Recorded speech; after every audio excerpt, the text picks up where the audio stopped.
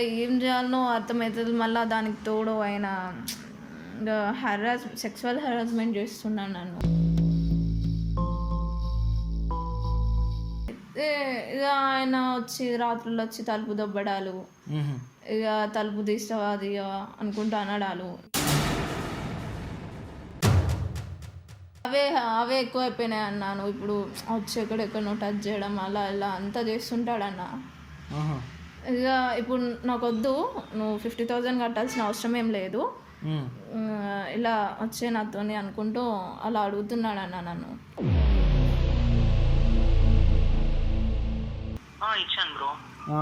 అయితే ఆ అమ్మాయి డబ్బులు కట్టకపోయేసరికి అమ్మాయి వడ్డీ కోసము అమ్మాయికి అసలు కట్టమని చెప్పేసి, ఒకవేళ కట్టకపోతే నువ్వు నాతోని ఏమంటారు ఇట్లా ఆ విధంగా ఉండు, అమ్మాయి ఇంటికి వెళ్ళి నువ్వు అమ్మాయిని సెక్షువల్ హెరాస్మెంట్ చేసి అమ్మాయి మీద చేతులు వేసి ఇట్లా చేస్తున్నావంట. అసలు ఎవరు బ్రో నువ్వు?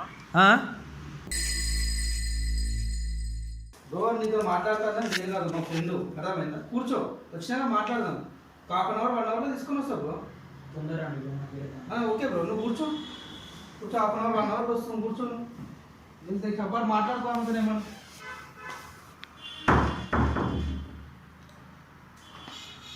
ఏమిది నేను నీకు ఫోన్ చేస్తా రాయిస్తున్నాను.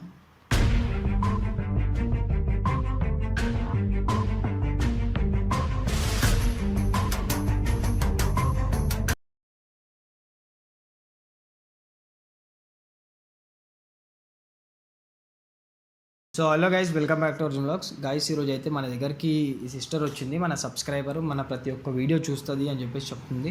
సో నేను ఆల్రెడీ ఆఫీస్ దగ్గరకు వచ్చేసరికి తను కింద వెయిట్ చేస్తూ ఉంది నా కోసము.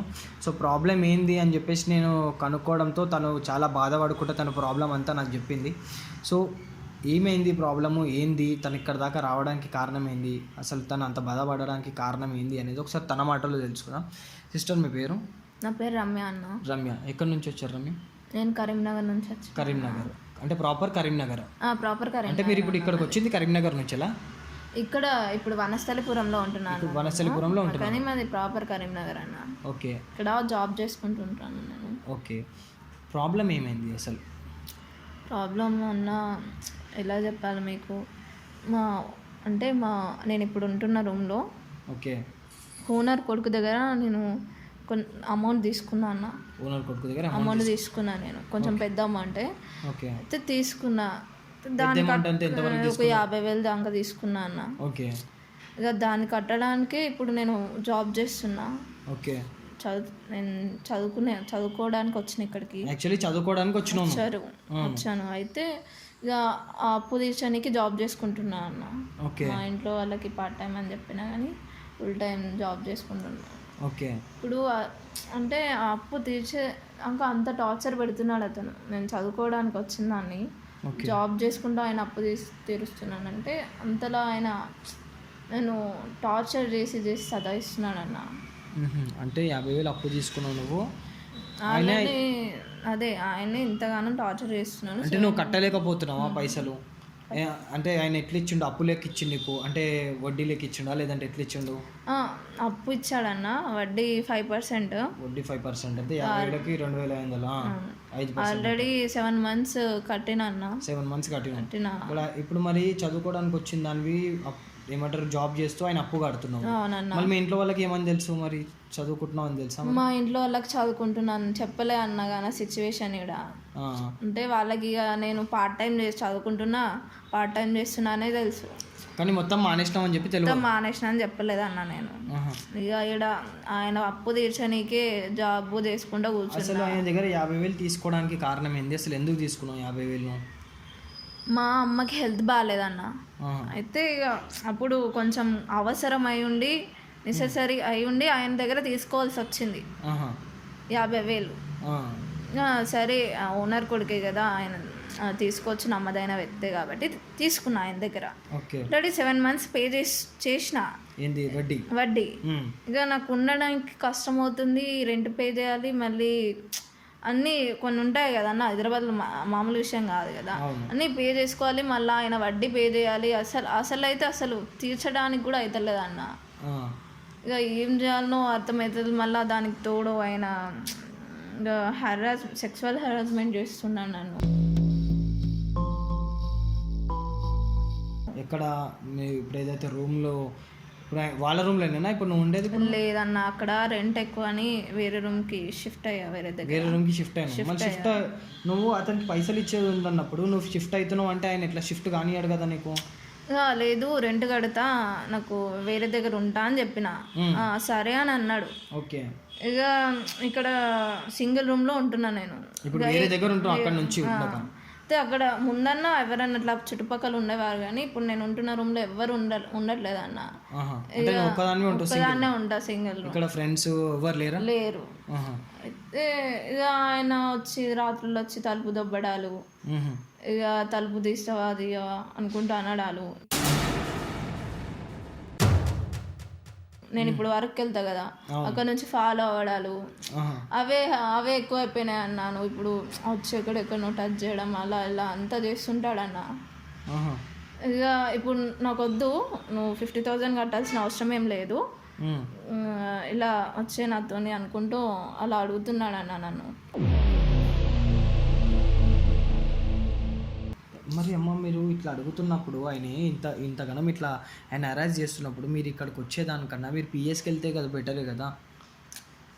పిఎస్ కంటే అన్న ఇప్పుడు ఆయనకి 50,000 నేను ఇచ్చేది ఉంది, అది కట్టాలి. అది అంటే ఇచ్చేది ఉన్నన్న ఒక్క రీజన్ తోటి తప్పితే నేను దేనికి ఆగట్లేదన్న. మీ వీడియోస్ యూట్యూబ్లో చూసిన, మీరేమన్నా చేస్తారేమో అని చెప్పి మీ దగ్గరకు వచ్చిన అన్న. ఓకే. ఇంకొకటమ్మా, నాకు మీరు ఇంత చెప్తున్నారు, మీరు ఇక్కడ దాకా వచ్చి చెప్పుకుంటున్నారంటే ఆల్మోస్ట్ అది మీరు నిజమైతేనే ధైర్యంగా వచ్చి ఇక్కడ దాకా చెప్తున్నారు. అంటే నాకు కూడా ఒకటి నమ్మకం కలగాలి, చూసే వాళ్ళకు కూడా అర్థం కావాలి. కాబట్టి అతను నీకు టార్చర్ చేస్తున్నాడు అని చెప్పేసి అంటున్నారు మీరు. నేనైతే అక్కడికి వచ్చి చూడలేదు అతను మీకు టార్చర్ చేస్తున్నాడు చెయ్యండి. అతను మీకు ఏదన్నా మెసేజ్లు కానీ, కాల్ రికార్డింగ్స్ కానీ, వాయిస్ మెసేజ్లు కానీ ఇట్లాంటివి ఏమైనా చేసిన ప్రూఫ్స్ ఉన్నాయా ఆయన ఇట్లా టార్చర్ చేస్తుండు అన్నట్టు? లేవన్న, అలాంటి ప్రూఫ్స్ ఏం లేవు. అట్లాంటి ప్రూఫ్స్ ఏం లేవన్న. అంటే ఆయన డైరెక్ట్ వచ్చి టార్చర్ చేస్తుండే, ఫోన్లో ఇవేం చేయడు? ఏం లేదన్న, డైరెక్ట్ రావడాలు, తలుపు దొబ్బడాలు, ఫాలో కావడాలు, వచ్చి అలా ఇలా చేయడాలు అవే ఉన్నాయన్న. మీ దగ్గర మీకు చూపించడానికి ఏ ప్రూఫ్ లేదన్న నా దగ్గర. ఏం చేద్దాం రా ఇప్పుడు? ప్రూఫ్ ఏం లేదు. ఒకసారి ఫోన్ చేసి మా ఫోన్ నుంచి తెలిసిపోతుంది, మరి మాట్లాడే విధానం బట్టి తెలిసిపోతుంది. అది కూడా కరెక్టే, మాట్లాడే విధానం బట్టి తెలిసిపోతుంది. ఇప్పుడు ఆయన ఉండేది ఏడా? ఆయన ఉండేది దిల్సుఖ్ నగర్లో అన్న. ఆయన ఉండేది దిల్సుఖ్ నగర్లో. అచ్చా, నువ్వు అంటే దిల్సుఖ్ నగర్ నుంచి షిఫ్ట్ అయ్యి వనస్థలిపురంకి వెళ్ళిపోయాను. అవును. అంటే ఇక్కడ నుంచి వెళ్ళనీయలేదు, కానీ రెంట్ పే చేస్తా, వేరే దగ్గర ఉండా అంటేనే ఆ మాత్రం అన్న అయింది. ఆయనకి డబ్బులు ఇచ్చేది ఉన్నదని సైలెంట్గా ఉన్నా అన్న. సరే సిస్టర్, నేను ఏం చెప్తున్నా అంటే మాకు కూడా ఒక ప్రూఫ్ అనేది కావాలి. కాబట్టి మేము కూడా ఇట్లా నమ్మలేము కదా, అంత దూరం నుంచి వచ్చి ఒక్కదాన్ని ఇంత చెప్తున్నా. అదే అమ్మా, నేను నమ్ముతున్నా, అట్లేం లేదు. మీరు ఒకసారి అతని నంబర్ మీ దగ్గర ఉందా ఇప్పుడు? నేను అతనికి డైరెక్ట్ కాల్ చేస్తా. ఏమంటారో డైరెక్ట్ కాల్ చేసి అతనితో మాట్లాడతా. ఇట్లా అరేంజ్ చేస్తున్నావు అంటే ఏంది సంగతి, ఏం కథ అని చెప్పేసి మాట్లాడతా. అతను వీలైతే అతన్ని ఇక్కడికి పిలిపిద్దాం. ఇక్కడికి పిలిపించి ఇక్కడ కూర్చోబెట్టి మాట్లాడదాం, ఏంది పరిస్థితి, ఏంది, ఎంత ఇవ్వాలి పైసలు. ఒకవేళ ఏమైనా సెటిల్ అయితే నేనే సెటిల్ చేస్తా. మన దగ్గర నుంచి ఏమైనా సెటిల్ అయితే మనమే సెటిల్ చేద్దాం. ఏమంటాం? చూద్దాం ఒకసారి ఆయన ఏ విధంగా మాట్లాడుతుండు ఏంటి అనేది తెలుసుకోవాలి మనం. కాబట్టి నేను ఆయన కాల్ చేస్తా. అయితే నంబర్ అయితే నాకు ఒకసారి కాల్ చేద్దాం. సో గైస్, మనం అయితే ఇప్పుడు ఆయనకైతే కాల్ అయితే చేస్తున్నాము. నంబర్ చెప్పవా అయినది ఒకసారి? 93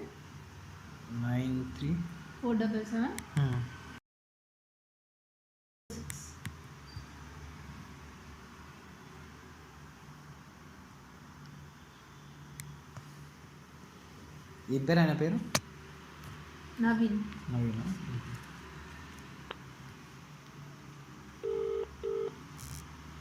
హలో హలో, నవీనా బ్రో మాట్లాడేది? అవును బ్రో, చెప్పండి. మీరు ఎవరు? బ్రో నవీన్, ఇక్కడ రమ్య అనే అమ్మాయి వచ్చింది, తెలుసా? రమ్య అనే అమ్మాయి తెలుసు బ్రో, చెప్పండి. రమ్య అనే అమ్మాయి వచ్చి ఇక్కడ మా దగ్గరకు వచ్చింది. ఏంటంటే రమ్య అనే అమ్మాయికి నువ్వు పైసలు ఇచ్చినావంట కదా. ఇచ్చాను బ్రో.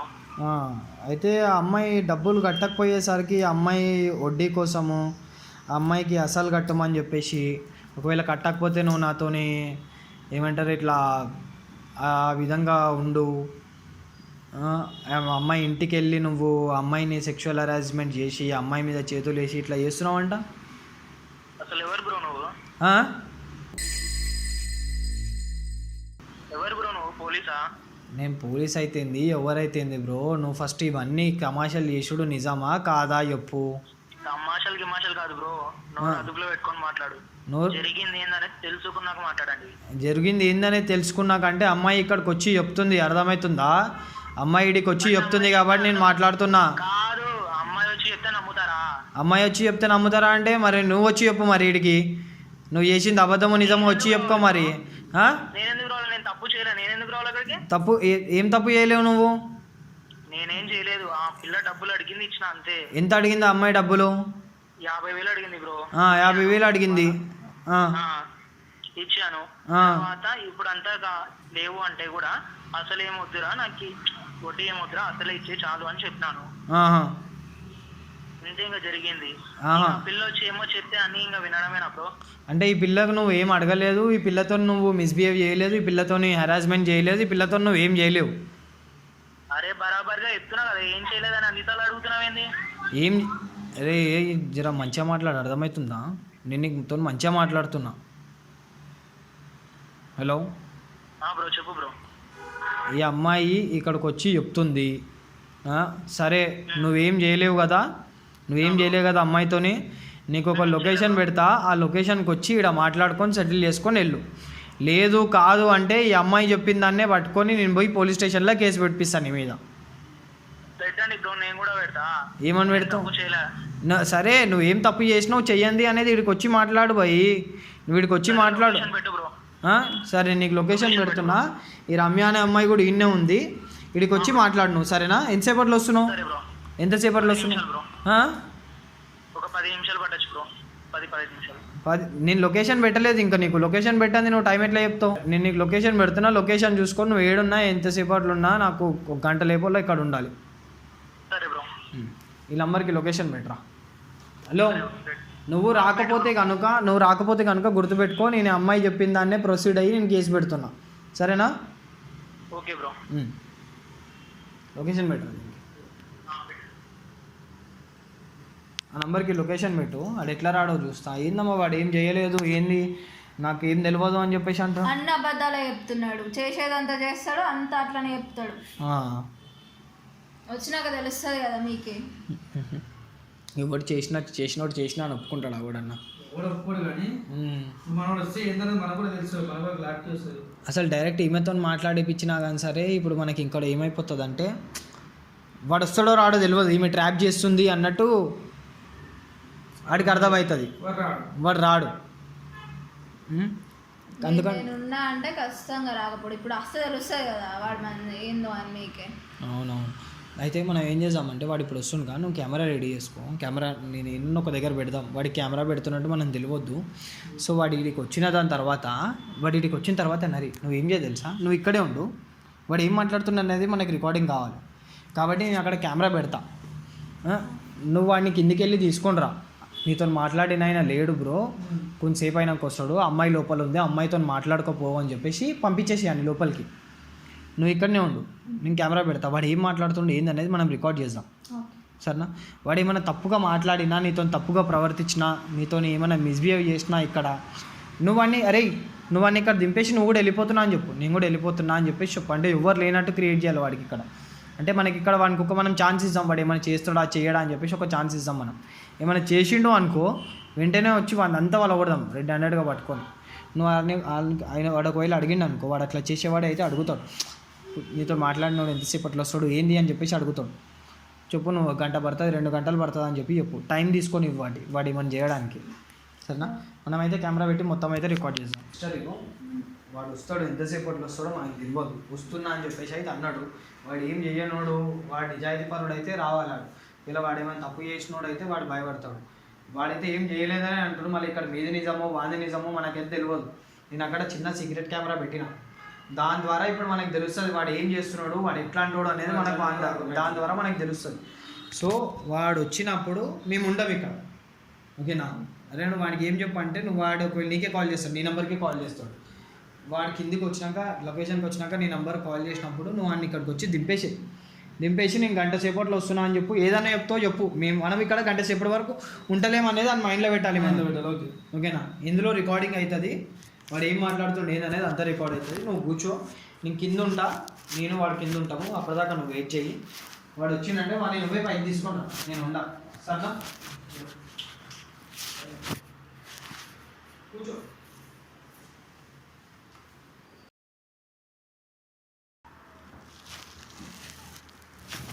కూర్చో కూర్చో గాడీలో ఎప్పుడు వస్తావు? ఎప్పుడు వస్తావు? హాఫ్ అన్ అవర్లా మళ్ళీ వస్తావు. వచ్చినాక మాట్లాడదాం. కూర్చో. ఎందుకేమే ఇప్పుడే మాట్లాడు. బ్రో నీతో మాట్లాడతాను నేను కాదు, మా ఫ్రెండ్. అర్థమైందా? కూర్చో, వచ్చినాక మాట్లాడదాం. హాఫ్ అన్ అవర్ 1 అవర్లో తీసుకొని వస్తావు బ్రో.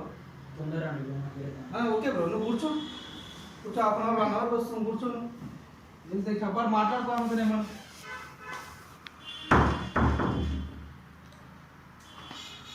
ఏమిది? నేను నీకు ఫోన్ చేస్తా, రాయిస్తున్నాను.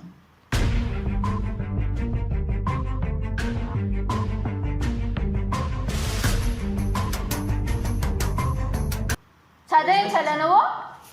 చదివించలే? ఏం సతాయించిన? చదివించలే? ఏం సతాయించిన? ఏం మాట్లాడుతున్నావు? ఏం నోరు చిన్నగా? ఏం నోరు చిన్నగా?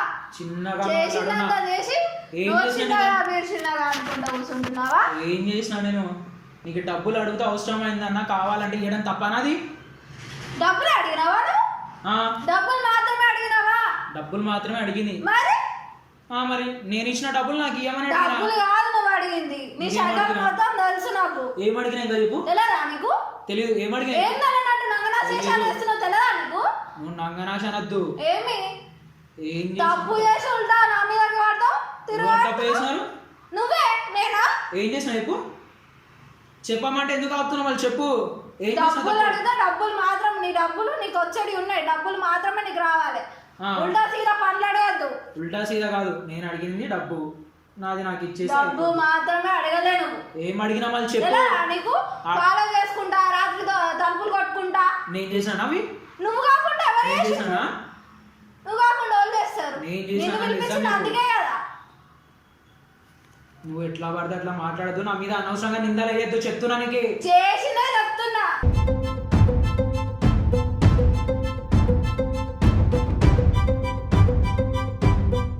చేసిందే చేసిన. ఏం చేసినా చెప్పు. తెలియదా నీకు? తెలియదు, చెప్పు. 50,000కి అట్లా అనుకుంటా రాత్రి డోర్స్ పెట్టుకుంటా నేను పనికి వెళ్తుంటే ఫాలో అవ్వకుండా కూర్చుంటున్నావు, తెలియదా నీకు? ఇట్లా సదా ఇస్తాను ఆడపిల్లల్ని. గిల్లేనా నీకు నేర్పించింది? గిరేనా? మా ఇంట్లో ఇట్లాంటివన్నీ ఉండవమ్మా, మీ ఇంట్లోనే ఉండేమో, మాకేం తెలుసు. అందుకే నేను పిలిపించింది. ఉల్టా సీదా మాటలు వాళ్ళు వచ్చినాక తెలుస్తారు. ఉల్టా సీదా కాదు, వాళ్ళు వచ్చినాక కాదు, ఏదున్నా కానీ ఇప్పుడు చెప్పు. మాట్లాడుతున్నా కదా, ఇంకేం మాట్లాడాలి? నువ్వు చేసిన దానికి పిలిపించిన, నువ్వేం చేసినావో తెలుసు నీకు. మళ్ళా చెప్పి నాతో అర్థమవుతుందా? నువ్వేం చేసినావో తెలుసు నీకు. 10 సార్లు మళ్ళీ ఏం చేసినావు అన్ని సత్యపూస మాటలు చేసేది అంటే నాకు పనులు. ఎవరేదో అందరికి తెలిసిందే. ముందు నాకు ఇవ్వాల్సిన 50,000 ఎప్పుడు ఇస్తావు చెప్పు. 50,000 మాత్రమే అడగాల? ఏమేమి అడుగుతున్నావు నువ్వు? ఏమేమి అడుగుతున్నావు? ఇచ్చిన ఆల్రెడీ 7 months వడ్డీ ఇచ్చినా నీకు. ఎప్పుడు ఇచ్చినావు?